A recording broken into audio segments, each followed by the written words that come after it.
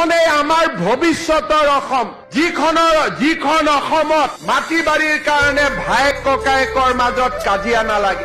এইখনেই অসম, যিখন অসমত দুখীয়া ব্যক্তিক কোনো মাটিৰ দালালে তেওঁৰ অধিকাৰৰ পৰা বঞ্চিত কৰিব নোৱাৰে। এইখনেই ভৱিষ্যতৰ অসম, যিখন অসমত চৰকাৰী চাকৰিৰ বাবে কোনেও এটকাও ঘোষ লবলৈ সাহস নকৰে।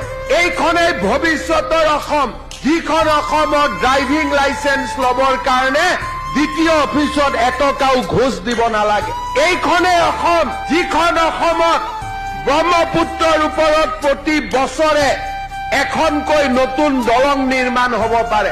এইখনেই অসম, যিখন অসমত ঘূনাখুটিৰ দৰে গাঁৱক সংলগ্ন কৰিবলৈও নতুন দলঙৰ কাম আৰম্ভ হ'ব পাৰে। এইখনেই অসম, যিখন অসমত মাজুলীৰ পৰা যোৰহাটলৈ যোৱা দলং হ'ব পাৰে, মাজুলীৰ পৰা লখিমপুৰলৈও অহাৰ দলং হ'ব পাৰে। এইখনেই অসম, যিখন অসমত বগী নদীৰ পৰা মথাউৰি দি পকী ৰাস্তা দি ঢকুৱাখানা হৈ মাতমৰা হৈ মাজুলীত গৈ উপস্থিত হ'ব পাৰে। এইখনেই মোৰ নতুন অসম।